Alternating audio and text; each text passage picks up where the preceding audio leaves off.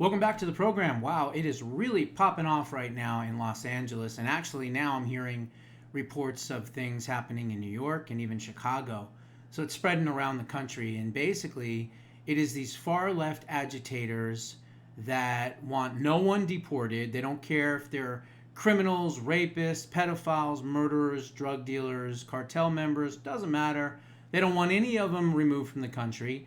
And a lot of it has to do with the fact that they want these people in the country so that they can vote illegally in our elections. Okay, let's just point blank call it what it is.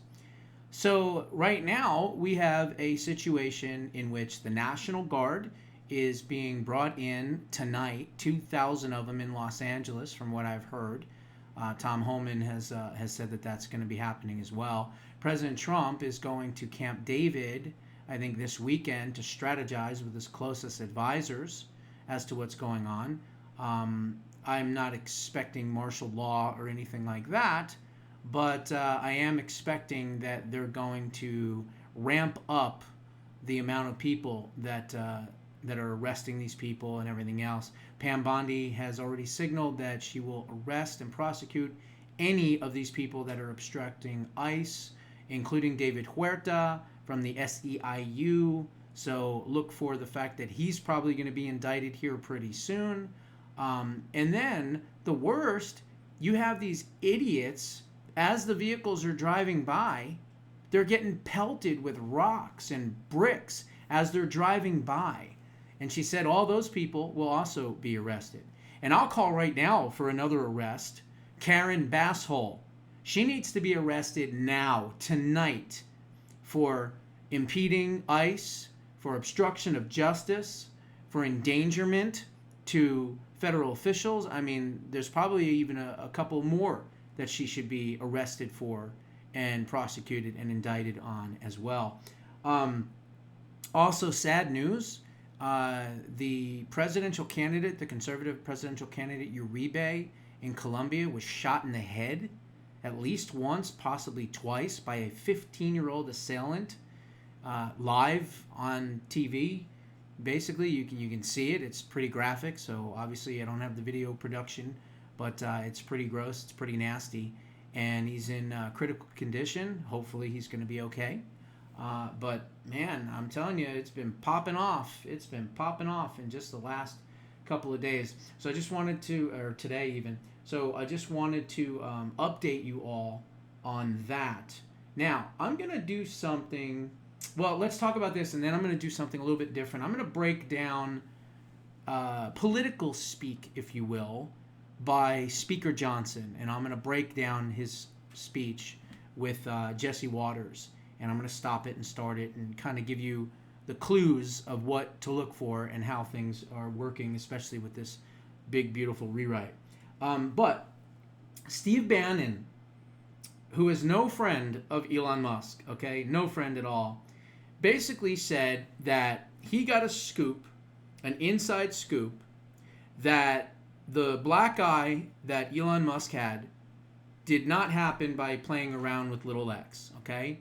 That actually there was a fight between Scott Bessent and Elon Musk. And according to Bannon, here's what happened. They went in to talk to President Trump in the Oval Office, and this guy, Greg something, Shapley, was the interim IRS commissioner. And apparently, this person was given forward by Elon Musk without Scott Bessent's approval and notice. And so he was kind of like appointed almost right off the bat without Scott Bessent, who would obviously have say based on his position on who that person should and could be. And so what ended up happening was that guy was then removed, and there's obviously somebody else now, get ready for that position. So they went into the Oval Office and they had a discussion with the president. And at the end of that discussion, the president sided with Bessent and said it's his job to put that person in interim and request who they would want in that position based on their position. And long story short, what happened, according to Bannon, they were walking down the hallway and they were having an argument and fighting, and Bessent called Musk a complete fraud and said, that you didn't cut what you were supposed to cut and this and that, and they got into it. And then Musk, apparently, according to Bannon, pushed him into the side, into his ribs, and then that's when Bessent hit him in the face, according to what Bannon is saying, and hit him in the eye, and then people came in and broke it up. And from what I understand, that was the leading towards the end of Musk. And Musk also had an issue with Sergio Gore, who was a very close advisor to President Trump. They didn't like each other either. And so they got into it, and there was a lot of fighting back and forth with them. And so I guess Trump was just like, I'm not going to renew you for 130 days. We're going to part ways. And then, of course, when he took out the subsidies, and then the other thing was the guy who gave $100,000, by the way, to Chuck Schumer in 2021. That was the guy that Musk wanted to run NASA. And Sergio Gore and others in the administration said, hell no, not going to happen. We want America first principles and values. And so that was when Musk went nuts and said what he said about Epstein and all the other things. And that's where we're at on that. So that's kind of the backstory on that. Now, what I want to do is I want to go through this speech with Speaker Johnson on the Jesse Waters show. And we're going to listen to it. I'm going to stop it, and we're going to go through it. Ready? Here it is. House Mike Johnson is here. All right, Speaker. Is Elon going to derail the big, beautiful bill? Absolutely not. Look, we are feeling the same energy that the president is. He's leading. He's delivering on his promises, and we all are. The big, beautiful bill is basically all those campaign speeches reduced to legislation. That's what it is. That's how important it is. Think of what's in this. A record level of tax cuts, a record level of spending cuts, secure border, American energy dominance again, regulatory reform, all the things that we promised, and we're shoring up these essential programs that people rely upon. The president... Okay, so some of what he said is true, but the other part where he said historic and record spending cuts, that is incorrect, okay? Yes, there's spending cuts, but they're not up front, meaning what? They're back-ended, meaning that they could, of course, be, ignored in a future administration. Let's continue. The president is making good on his promises, and we are too, and that thing is on a glide path to be passed before Independence Day. See? Before Independence Day. Now, what did I do about a week ago? I put out an article, and in that article, it's up on the Substack, in that article, I said, look for the big, beautiful rewrite to be done a day or two before the 4th of July weekend, and I explained in that article why, and here we have, of course, Johnson saying the exact timeline as I predicted. Level of spending cuts, secure border, American energy dominance again, regulatory reform, all the things that we promised, and we're shoring up these essential programs that people rely upon. The president is making good on his promises, and we are too, and that thing is on a glide path to be passed before Independence Day, signed into law. So he says that it doesn't cut spending and it drives up the debt or the deficit. What do you say to that? Elon is relying on the liberal CBO analysis, okay? What they're arguing is that if we extend existing tax cuts, it somehow adds to the deficit. That is not new spending. What we're doing is providing tax relief for the American people, because if we didn't do this, Jesse, everybody now knows, we'd have the largest taxing. And there it is. What has President Trump been saying? If we don't pass this bill, you're going to have the largest tax increase, 68%, in American history. So that talking point is now in the House. That talking point is now in the Senate. But why? It's very simple. Because Washington works only one way. Crisis after crisis, okay? And it's the fundamental emotion, if you will, in sales. Remember, before I was in broadcasting, I was in the mortgage industry, and I was also in the car industry, And I was a sales manager. I was a corporate trainer, and I trained salespeople how to sell and all that good stuff. And I would always say, when people make a decision, they make a decision based on two emotions and two emotions only: hope for gain and fear of loss. Well, what's the hope for gain here? The hope for gain is lower taxes, no tax on tips, border security, all these different things, right? But what's the fear of loss? The 68% increase in your taxes. So what does this mean? It means that Washington works on a perpetual crisis. They never solve an issue, ever. And then what do? They make everything a crisis. And then they scare everyone, including the people that they need the votes from, which are in the House and the Senate, to basically say, look, if you don't do this, this is what's going to happen. And then President Trump says it, and then the rest of the Republicans say it, and then that goes to the conservative media, and then the conservative media starts saying it. We got to pass this bill, right? But the reality is, it's all based on an artificial crisis. We have to do it now. In other words, they could have solved the problem a long time ago, but they don't. They wait and they wait and they wait until it becomes a crisis, which is that the tax cuts are coming up. And so therefore, once they come up, then it's going to raise taxes. But again, that's why I keep telling you, you're not going to see, I don't think, the end result be a permanent tax cut, because Washington doesn't work in permanent anything, okay? That's why the first one was like 5 years or 10 years. This one, more than likely, to get it through the Senate and the House, it's probably going to have a 5-year sunset, meaning that your taxes will be locked in for 5 years. If they did a permanent tax cut, permanent, what do they have to run on? There's nothing they can do. That's why they're not going to do it permanently, okay? What I'm doing is I'm showing you how the sausage is made, all right? I'm in the kitchen right now. I'm dissecting everything. I'm cutting everything up. I'm dicing it all up. I'm flipping the pizzas. I'm doing all that now so that you can see it for yourself. I'm breaking that down because nobody in the media is going to do that. Listen to the rest. The liberal CBO analysis, okay? What they're arguing is that if we extend existing tax cuts, it somehow adds to the deficit.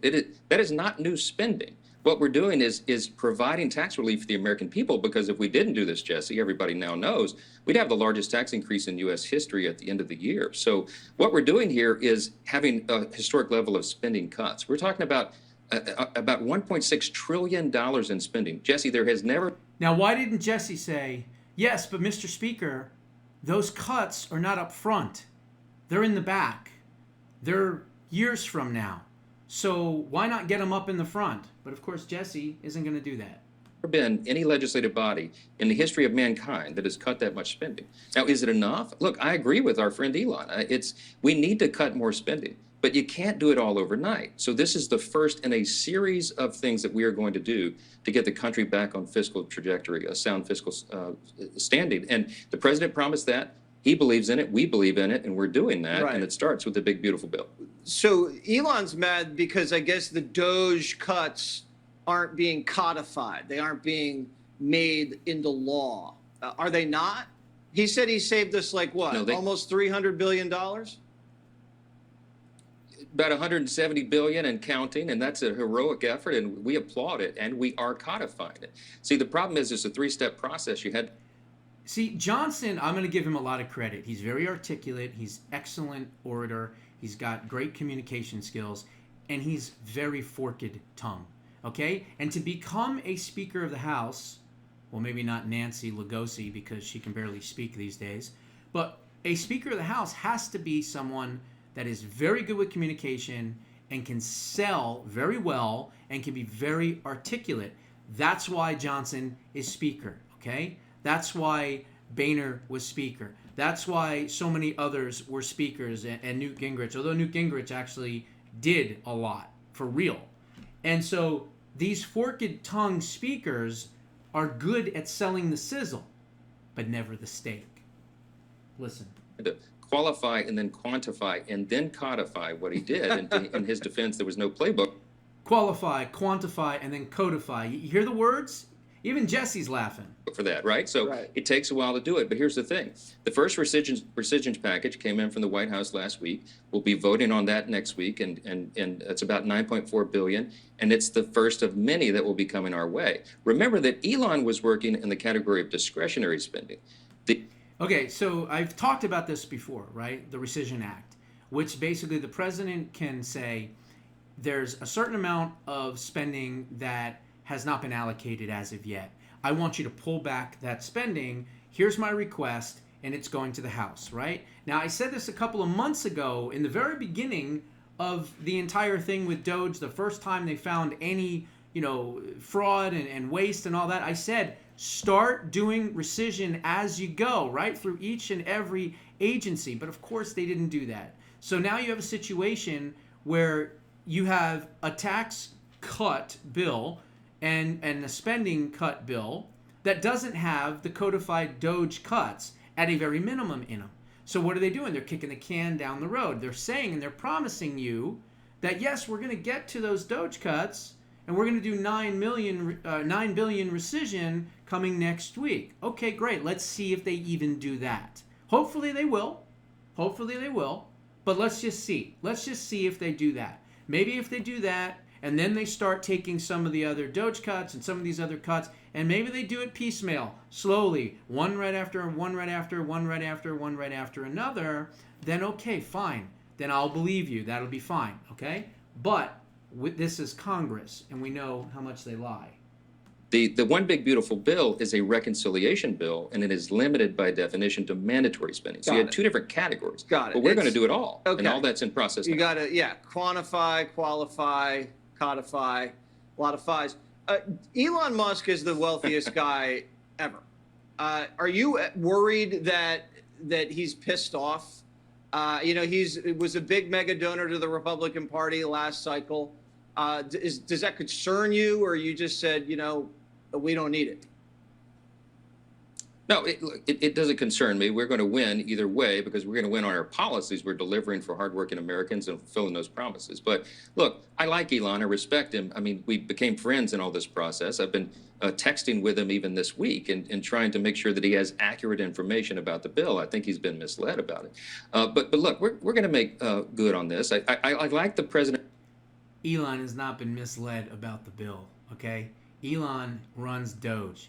He knows. And he's figured out in 130 days exactly how Washington works. Trust me, Elon knows about the bill, and that's why he's against it. And Speaker Johnson is the one with the forked tongue. Don't forget that. Its attitude. He is moving on. He has to. He's laser focused on delivering for the people, and House and Senate Republicans are as well. So we've got our hand to the wheel. We're going to get this job done just like we told the people. And if you are a hardworking American that is struggling to take care of your family, you are going to love this legislation. I'm telling you, all boats are going to rise, and everybody's going to be in a much better mood before we go into that midterm election in 2026. So if we'll hold this majority and grow it. If the Senate kicks this back in a couple weeks, you're trying to get it done. One of the things that I said last week in that article, and you can reread it, it's up on the Substack, you'd have to scroll down a few, is I said the bill's going to come out of the Senate a day or two before the 4th of July weekend. Why? Because they want to get out of town. They don't want to hang around. They want to get out of town. They want to go back to their districts, their states, hang out with their families, barbecues, the whole bit, right? So they're not going to sit there over their vacation and rework the bill. So what's going to happen? The Senate's going to continue to work it all through June, and at the very end of June, or the first day or two of July, the bill's going to hit the House, however they're going to make it, hopefully a hell of a lot better. Hopefully the real spending cuts will be in the front and not in the back, like the House versions is. And guess what? The House is going to have to swallow it, which would be phenomenal as long as the Senate makes it more conservative and real reform. That's going to be the key. I think they will. I truly do. We're not going to get it all, but hopefully they'll get it better and maybe take some of those, billions and billions of dollars in cuts and put them up front right away and not wait 5 years for them. But listen to what he says right here. This is how you know, I know Washington, I know exactly what they're doing and exactly how their time frames work. Get this job done just like we told the people. And if you are a hardworking American that is struggling to take care of your family, you are going to love this legislation. I'm telling you, all boats are going to rise, and everybody's going to be in a much better mood before we go into that midterm election in 2026. So if and the we'll hold Senate, this majority and grow it. if the Senate kicks this back in a couple weeks, you're trying to get it done before July 4th. If they kick it back, are you guys going to pass it, or are there going to be some guys that say, "Oh no, we got to do this, we got to do that," and then this goes on forever and tanks it? It can't go on forever. No, I'm in the consensus building business, and it's a delicate. It can't go on forever because why? Fear of loss. 68% tax increases. Hope for gain. All of these other things. You're going to love it. Boats are going to rise. Tides are going to lower. Everyone's going to be happy, right? Fear of loss and hope for gain. Those are the two fundamentals when someone is communicating something to someone else in sales. And that's exactly what you have as Speaker Johnson.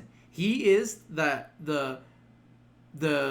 general manager salesperson of the House of Representatives, basically. Okay? And that's what he's doing. He's selling you because he has to. Because why? Because it's a crisis that they created. Imagine that. They want you to continue to vote for them. They don't fix the problems. They pretend to fix the problems that they created. Then it's a crisis. And then they try to act like the hero when they fix the crisis that they already created. Does anybody understand that? I know my audience does because they're the smartest. So here, listen. July 4th. If they kick it back, are you guys going to pass it, or are there going to be some guys that say, "Oh no, we got to do this, we got to do that," and then this goes on forever and tanks it? It can't go on forever. No, I'm in the consensus building business, and it's a delicate balance. You know, we got a 3-vote margin in the House and a 3-vote margin in the Senate. So Leader Thune is working hard over on it right now, and I encourage my Republican colleagues and friends in the Senate, please don't modify it much, right? I gave them the metaphor, Jesse. I'm crossing over the Grand Canyon on a piece of dental floss, okay? Don't load it up either side. We got to get this done, but I think we will. All right. Sure Well, we you've will. gotten things done so far, so far, so good. Let's see if you can keep the streak alive. Speaker Johnson, good to talk to you. Have a great weekend. Keep balancing on that dental floss.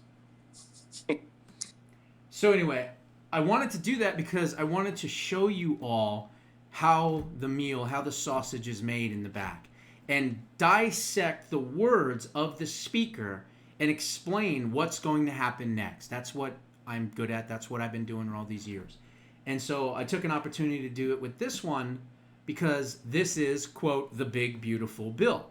And I don't believe that even if the Senate changes quite a bit of it, the House isn't going to sit there and go, nope, sorry, we're going to get it after the 4th of July. Could it happen? Yeah, it's possible, but they want to go back to their districts as heroes. They want the ticker-tape parades. They want to come back, look what we did for all of you. This is what they want. That's how Washington works. Crisis, fix crisis. Crisis, fix crisis temporarily. You know what I mean? Kick the can down the road. Raise the debt ceiling. Do this, do that. 3-card Monty. Hide money over here. Put money over there. They're all scum. They're all corrupt. All of them, okay? Just about every single one of them. And this, sadly, is how Washington works. And honestly, if it worked for all the people, none of these people would be in power because they actually would solve our problems. And we have a feeling that that ain't going to happen. Those are my thoughts. What are yours? Put them down in the comments below. We'll see you in the next one.